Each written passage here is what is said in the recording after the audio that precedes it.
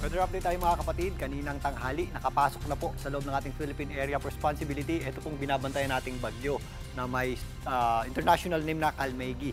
Ito po ay nabigyan ng local name na Tino at patuloy pa po yung lumalakas habang binabaybay itong East Philippine Sea. Ito pong bagyong Tino ay nasa severe tropical storm ng Pag-asa at huli po yan na mataan ng Pag-asa sa lying around 805 kilometers east ng Eastern Visayas. Ito po ay may taglay na lakas na hangin na umabot sa 95 kilometers per hour malapit sa kanyang gitna at kung minsan may mga pagbugso ng umabot sa 115 kilometers per hour. Yan po ay patuloy nakikilos, pakanluran sa bilis na 30 kilometers per hour at tutumbukin nga itong area ng Visayas. Habang kumikilos po yan dito sa may East Philippine Sea, asahan po natin ng unti-unti pa po niyang paglakas. Ito pong bagyong Tino, sa ngayon ay wala pa pong direktang epekto sa anumang bahagi ng ating bansa. Pero bukas ng gabi hanggang Tuesday ng madaling araw natin, pinakamararamdaman ang epekto nito. Yan po ay pinakamalapit sa ating kalupaan o yung ating posibleng landfall niyan or yung ating posibleng unang landfall niyan ay dito po sa mga areas ng Dinagat Islands, pwede rin po umabot sa Leyte or dito sa eastern section ng Samar, dyan po sa may area ng Eastern Visayas. Ito po ay tatawid sa maghapon ng Tuesday sa Visayas area, dyan sa ibabang sa itaas na bahagi ng Central Visayas, patawid po ng Western Visayas darating na Tuesday at maaaring sa Wednesday yan po ay nandito na sa West Philippine Sea at sa Thursday yan po ay makakalabas na ng ating Philippine Area of Responsibility. Ito pong bagyong Tino ay magiging malakas na bagyo at yung ating pinakamalalakas na hangin po niyan ay malapit sa kanyang gitna. So mag-ready po tayo sa mga posibleng epekto nito, particularly yung mga dadaanan ng center or gitna nito pong bagyong Tino. Maliban dyan, meron din po tayong mga inaasahang pag-ulan na maaaring idulot nito pong bagyong Tino. Nagtaas na po ng weather advisory ang Pag-asa. Meron tayong mga posibleng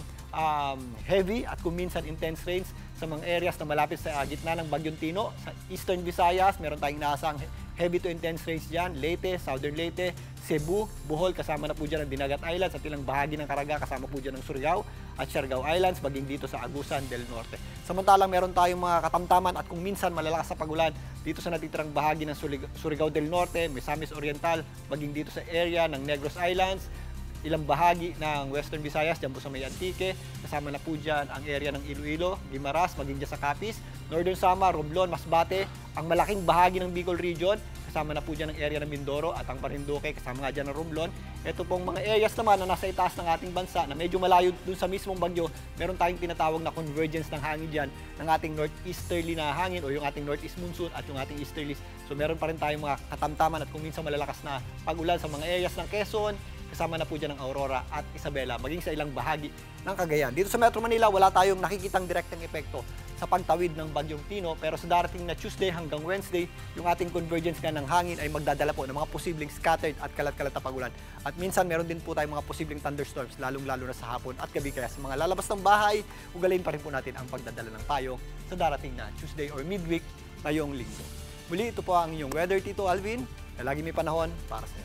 Mga kapatid, Nikki de Guzman po. Para sa mga impormasyong dapat ninyong malaman, mag-follow at mag-subscribe na sa social media pages ng News 5.